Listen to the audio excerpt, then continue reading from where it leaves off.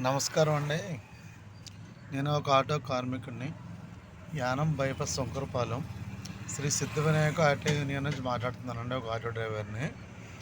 ఇవాళకి నేను వచ్చి 20 ఇయర్స్ అవుతుందండి. 20 ఇయర్స్ అయితే ఇప్పటివరకు మాకు ఏ పరిపాలన వచ్చినా ఏమొచ్చినా బాగానే ఉందండి. వారాలు పనులు చేసుకుని వారాలు చేసుకుంటూ పోతానే ఉన్నారు. కాకపోతే ఇప్పుడు మన చంద్రబాబు నాయుడు గారు ప్రభుత్వం వచ్చిన తర్వాత ఈ స్త్రీలు బస్సు ఫ్రీ అనేది పెట్టిన తర్వాత చాలా ఘోరమైన పరిస్థితి మాకైతే ఏర్పడిందండి. మేము ఆటో డ్రైవర్లమండి. అయితే ముందు ఒక స్టాండ్లో సీరియల్ వేసుకుని మేము యానం నుంచి కాకినాడ బయలుదేరుతామండి. టికెట్ రూ. 40 చెప్పి రూ. 45 సామాన్య నాయకులు తీసుకుని కాకినాడ బయలుదేరుతాం. వెళ్ళినప్పుడు 350 400 వచ్చేది, వచ్చినప్పుడు 250 అంత వచ్చేది. అలాగా వెళ్ళేటప్పుడు డబ్బులు మిగిలిన వచ్చేటప్పుడు ఆయిల్ కానీ వచ్చి మేము ఏదో చేసుకుని 2-3 ట్రిప్పులు వేసుకుని ఈ బండికి ఈఎంఐలు అనేసి ఇంట్లో కుటుంబంలో భార్య పిల్లలను పెంచుకోవడం, ఈఎంఐలు కట్టుకోవడం, కరెంటు బిల్లు డోకలు అన్నీ ఉంటాయి కదండి. తెలియదు ఏముంది మీకు అందరికీ. ఒక ఫ్యామిలీ అంటే ప్రాసెస్ చాలా ఉంటుంది. ఇలా చేసుకునే వాళ్ళం. కానీ ఇప్పుడు ఫ్రీ బస్సులు పెట్టిన తర్వాత చాలా దారుణమైన పరిస్థితి అయితే మాకు నెలకొందండి. దారుణమైన పరిస్థితి అయితే మాకు నెలకొంది. ఇది టికెట్లు దారిలో ఉంటున్నాయి. మీరు ఎప్పుడైతే ఫ్రీ బస్సు అనేటప్పటికీ ఆడవాళ్ళందరూ కూడా ఆధార్ కార్డులు పెట్టుకుని వారు ఆటోలు ఎక్కవమ్మా, బస్సు ఫ్రీ అయితే మీ ఆటోలు మేము ఎక్కుతాము అనే దానికి సమాధానం ఇచ్చుతున్నారండి. ఈ రోజుని తెల్లవారుజాముని వచ్చి 5 గంటలకు వచ్చి కూర్చున్నాం స్టాండ్లో. 10-15 ఆటోలు. ఒక సీరియల్లో బండి కదలం లేదు. వెళ్దామంటే 2-3 టికెట్లు వచ్చినప్పటికీ ఖాళీగా తిరిగే బళ్ళు ఏం చేస్తారండి, ఎక్కించుకుపోతున్నారు. ఒక 5 టికెట్లు ఎక్కితే ఏమన్నా 200 వస్తే కాకినాడ వెళ్దాం అనుకుంటే ఆయిల్ డబ్బులు కూడా సరిపోవట్లేదు. మా పరిస్థితి అయితేనండి చాలా ఘోరమైన పరిస్థితులు ఉందండి. ఈ ఫ్రీ బస్సులు ఇస్తున్న తర్వాత ఇంకా మనకు ఎవరు ప్రయాణిస్తారండి? ఎక్కువగా లేడీసే ప్రయాణం చేస్తారండి. ఆ లేడీసే ప్రయాణం చేయకపోతే ఇంక మాకు వాళ్ళు ఎక్కకపోతే ఇంకెలాగండి మాకు? ఇప్పుడు ఆడళ్ళు ఎక్కితేనేమో ప్రయాణం, లేకపోతే ఇంకెలా ఉంటుందని చెప్పండి. మీరు ఫ్రీ బస్ పెట్టారు కాబట్టి మాకు మీరు ఏదైనా చేయగలరా? లేకపోతే ఏంటండి మా బ్రతుకులేంటి? అప్పటికే అక్కడక్కడ ఆత్మహత్యలు జరిగిపోతున్నాయి ఆటో వాళ్ళు. అయ్యమ్మలు కట్టలేక ఇంట్లో గడుపుకోలేక అప్పుడు ఆత్మహత్యలు జరిగిపోతున్నాయి. ఏమండి, అదే ఫ్రీ బస్సులో మీరు ఏమైనా చేయకపోతే అదే ఫ్రీ బస్సు ఎక్కి కాకి సొక్కాలు వేసుకుని అదే ఆటోలో అమ్మ మాకు ధర్మం చేయండి అన్నా సరే అరుక్కునే స్థితి పరిస్థితి మాకు వస్తుందండి ఈ రోజుని. అండి ప్రభుత్వానికి చెప్తున్నామండి, చంద్రబాబు నాయుడు గారు, డిప్యూటీ సీఎం పవన్ కళ్యాణ్ గారు, మీరు ఏదో అక్కడక్కడ చేస్తున్నారండి. ఆటో వాళ్ళకి చేయండి. ఏమన్నారండి, ఆగస్టు 15కి ఫ్రీ బస్సులు ఇస్తున్నాము, అలాగే ఆటో వాళ్ళకి ఏదో చేస్తామనేసి అన్నారు. ఏం చేశారండి? ఏం చేశారు చెప్పండి. ఏమండి, ఒకే ఇంట్లో 2-3 పిల్లలు ఉంటారు. నాకు 2 ఆడపిల్లలు. ఏమండి, ఏం చేయను? పిల్లలు చదివించుకోవాలా? నేను ఆటో తోలాలా? ఈఎంఐలు కట్టాలా? ఏంటి పరిస్థితి ఇది?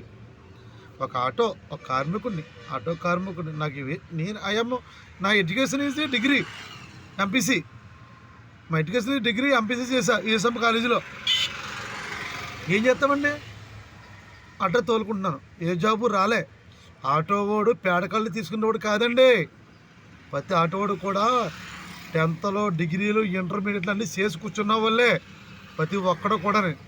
వాళ్ళకి జాబులు రాలేదు. ఎందుకంటే ఆటో ఎందుకు అనుకుంటాడు? వాడొక పేదవాడు పేదవాడు కాబట్టి ఆటో ఏదో ఒక 20,000 30,000 కట్టుకుని కథ ఫైనాన్స్ 5,000 6,000 దాన్ని కట్టి చెల్లించుకుని ఏదో వాయిదాలు నిమిత్తం చేసుకుంటామని ఈ వ్యవస్థ నియమించుకుంటామండి మేము. కానీ మీరు కనీసం దీనికి కూడా నోచుకోకుండా చేస్తే ప్రభుత్వం ఎక్కడ బతకాలండి? మీరు ఏదైనా చేయగలిగితే చేయండి, లేకపోతే ఇంకా మేము ఆత్మహత్యలకి రెడీగా ఉన్నాం సార్. ఈ ఆటో ఫీల్డ్ అనే వ్యవస్థ చాలా ఘోరంగా తయారైంది. మీరు ఫ్రీ బస్సులు ఎప్పుడైతే పెట్టారో అప్పటి నుంచి రోడ్డు మీద ఒక కనీసం 200 కూడా రావట్లేదు సార్ మాకు. ఏమండి, పొద్దున్నుంచి తిప్పుతామండి, బండి తిప్పుతాం, 200 ఆయిల్ కూడా కాకినాడ వెళ్తే కనీసం ఒక 500 వస్తే మళ్ళీ ఇంకో 200 కూడా మళ్ళీ ట్రిప్ వెళ్తాం. 300 మిగిలేరా బాబు అనుకుని. అసలు లేదండి, వెళ్ళి వస్తుంటేనే 250 రూపాయలు వస్తుంటే ఇంకేలాగండి మా బతుకులు? ఏమండి, డిప్యూటీ సీఎం గారు పవన్ కళ్యాణ్ గారు ఓ మాట చెప్తున్నాను sir. Deputy CM Pithapuram Pawan Kalyan గారు అన్నా క్యాంటీన్లు అక్కడక్కడే పెట్టారు కానీ ప్రతి స్టాండ్కి ఎక్కడైతే ఎన్ని స్టాండ్లు ఆటోలు ఉన్నాయో అక్కడ స్టాండ్లో ఒక క్యాంటీన్ పెట్టండి.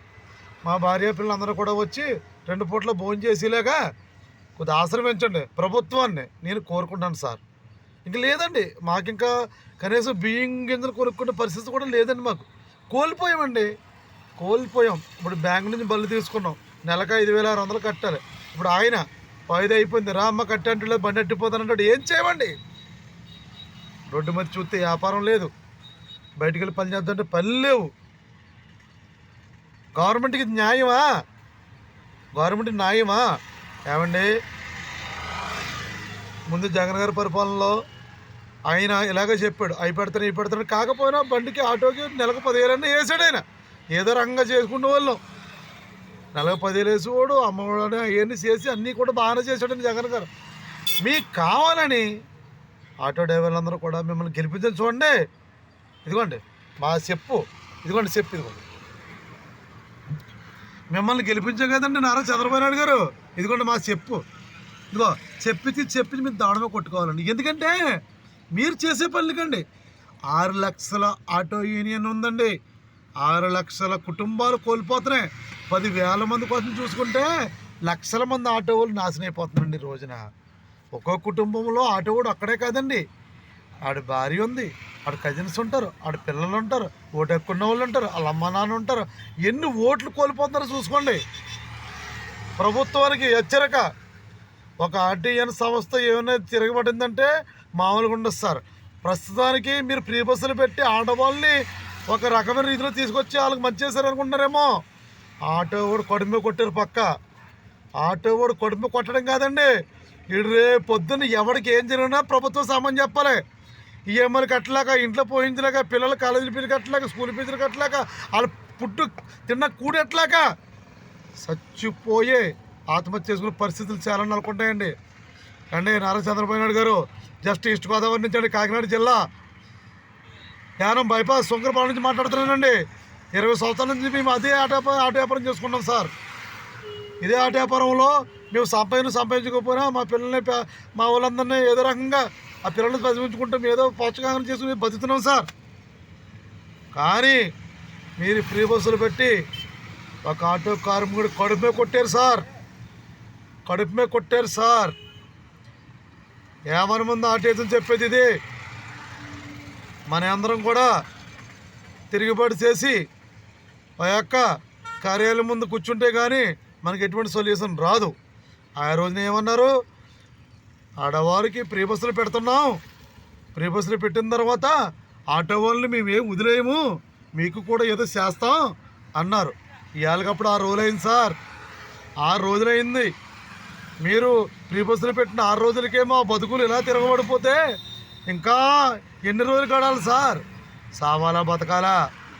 అప్పుడే మా పిల్లలంటే ఏముంది, మా ఆటో వాళ్ళ యొక్క బాధలు, మా మిస్సెస్ ఉన్నారు, ఏది ఇలా బయటికి వెళ్తున్నాం ఏం తెస్తున్నాం, నేనున్నా పోనా అంటుంది. అప్పుడే సార్ మీకు ఒక విషయం చెప్తున్నాను సార్. అన్నా క్యాంటీన్లు కాకినాడలో, రాంధ్రపురం అక్కడక్కడే కాదు సార్, స్టాండ్కి ఒక అన్న క్యాంటీన్ పెట్టండి. మా భార్య పిల్లలతో శుభ్రం వచ్చి భోజనం చేసి ఇంటికి వెళ్ళిపోతాం సార్. ఎలాగ రూపాయి రావట్లేదు, ఆ ఆయిలయ్య మేము కష్టపడి కొట్టించుకొని ఆ ఫ్రీ భోజనం అయితే పెట్టండి. లేకపోతే లేదంటారా, ఆర్టీసీ బస్సులు అలాగే ఫ్రీ స్త్రీలు అన్నారు కదా, వాళ్ళే 10 రూపాయలు వేస్తారు. రేపటి నుంచి అదే కాకి సొక్కాలు వేసుకుని అదే బస్సులు ఎక్కి అడుక్కుంటాం సార్. అడుక్కుంటూ బస్సులు తెచ్చారు సార్ చంద్రబాబు నాయుడు గారు. సార్ మాది యానమండి, పక్కన ఉంటారు sir deputy CM Pawan Kalyan గారు.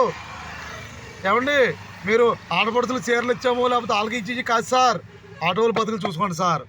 ఎంతమంది సార్ చచ్చిపోతాం సార్, బతుకులు లేక, తిరమ లేక, కష్టపడలేవు. ఏం చేస్తాం?